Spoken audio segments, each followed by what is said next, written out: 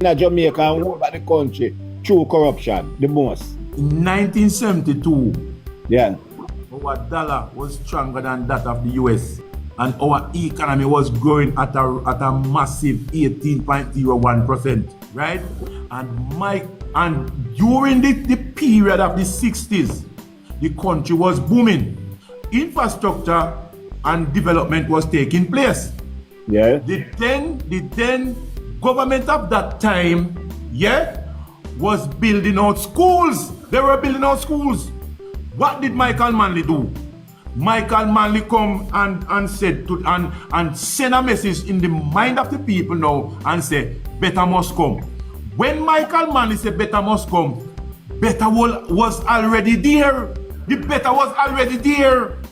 So to capture the mind of the people, you have to use what is presently happening. So that you can capture their mind by spinning it, by saying it in a different form, and then the people run with it. By 1974, Jamaica broke and Michael Manley gone to the IMF. Where was the money? How did Jamaica reach to that point within 2 years? Yeah man, so I'm come up here just for the virgin name, Ebby. Ebby says BPO jobs are low paying slavery type of jobs. Okay? And I want you to see this. It is dated March 23rd, 2025. And it says PNP tops BPO as main job creator. I remember I know what Ebby just said. And he said it because of what was said on stage by their shadow minister of finance, Julian Robinson. Now let me read the story. It says Montego Bay St. James, the opposition People's National Party, says it intends to position the business process outsourcing BPO sector as a main job creator if it is elected to office in the upcoming elections, even as the party has stated that the industry offers low skill, low wage employment. Opposition spokesman on science, technology, innovation and entrepreneurship, Dr. Andre Orton, made the pledge after a tour of several BPO operations in Montego Bay Free Zone last Friday with several PNP members, including spokesman on industry investment and global logistics, Anthony Hilton. This is the number one industry that the PNP is looking at to move Jamaica forward, Horton told the Jamaica Observer. Currently, it employs 60,000 people. We want to move that in the next 5 years to 100,000. Pause, classic, pause. People, bear in mind, do not trust the PNP. In 2015, in an article in the Western... We're going to reach this, yes, man. Because, yeah, man, remember Peter Phillips, them did go actually bar or put a strong up on the BPO sector, despite being warned, but continue. And it will come, but it will require the support from the government, he said. During the 2016 election campaign, the PNP had said that the BPO sector would provide a big portion of the 100,000 jobs it had expected would be created over 5 years if it was returned to power. The then opposition Jamaica Labour Party had promised that the sector would deliver 75,000 jobs if it is elected to office. Last September, at the public session of the PNP's 86th annual conference, spokesman on finance Julian Robinson vowed that when the party forms the next government, growing the economy will be its priority from the first day. Not just any growth, but a deliberate, inclusive and sustainable expansion that reaches every corner of Jamaica. Growth that transforms our economy by moving beyond low-wage jobs to high-value industry, fostering innovation and driving value-added exports. This means creating better-paying jobs, improving infrastructure, and empowering local businesses to compete on the global stage, Robinson said to loud cheers from the comrades inside the national arena. He said that too often Jamaica has leaned on low-skill, low-wage jobs, especially in sectors like the BPO, which he was nevertheless quick to add as being good for the economy. Okay? So there is something that they shun. Them beat it up. Them say that the worst thing since the devil or since the PNP. But here it is that today, this is what they want to use to take Jamaica forward. And that is what Ebi said in his comment. BPO are the worst thing.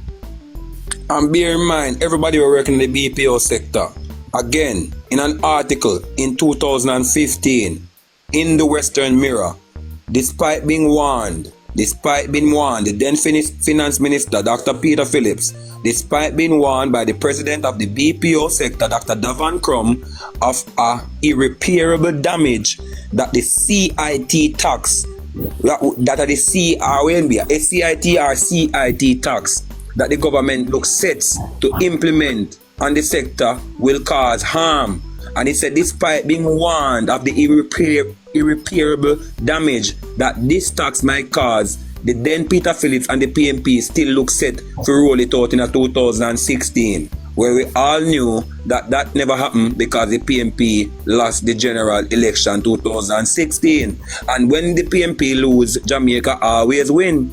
So when PNP lost 2015, it was actually a savior for the BPO sector because, according to Davon Crum, despite being warned of the irreparable damage of a CIT tax that was implemented or will be implemented by the then Finance Minister Peter Phillips, the government looks set to still implement it in 2016. As I said, the PNP lost government 2016. So these people are flip-floppers. So you say at the end of the day, my virgin, the same PNP who beats down on the BPO sector and say it is a low-paying job, it is the same low-paying job that they want to use to give Jamaicans jobs if they get re-elected.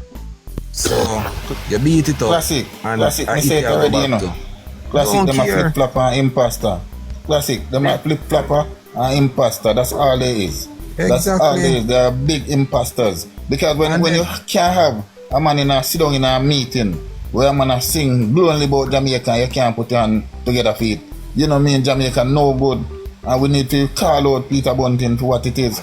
You understand? But better than that, when you have a man like Satan Campbell, say him go one old comrade house, and when him looking at the roof, him see all of the elements of the weather, rain, sun, hail, you name it, everything a come through, and the old frail comrade up on the bed are dead for hungry. At the end of the day, what happened? Him never say at the end of the day, he make the man get little food for him. He never say, he change the man clothes and change the man bed linen and clean up in the man place and give him one of the social house. He never say nothing like that. Him just left him there for just dead. Left in a squalor, dead in a squalor as always. Exactly. Look at this now. Well on the soldier. I say every time I think about it, you know who come to my mind? Burning coal. Jesus Christ, I say every time I think about it, coal. No, because upon this, you know, classic. What on there? Watch this. What on there? Classic. Watch this now. We show you say, the man them no mean nobody no good. I want somebody from down a jungle or down in our way, Mark Golden Constitution, call me and tell me of something good that he did down there, what he did. Just tell me something when do down there.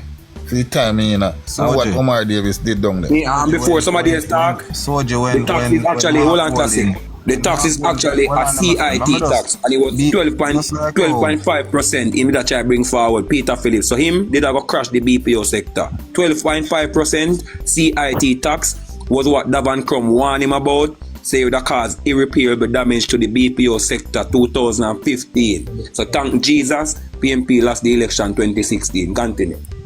Yeah man, the same Mark Golden you asked what has he done?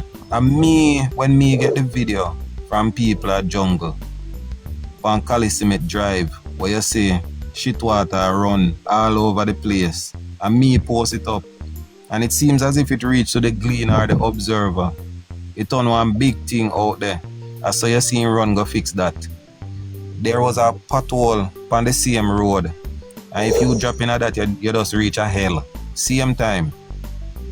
I saw you see him fix that. I want to And we highlight many of the wicked things I'm do to the people. And we not stop.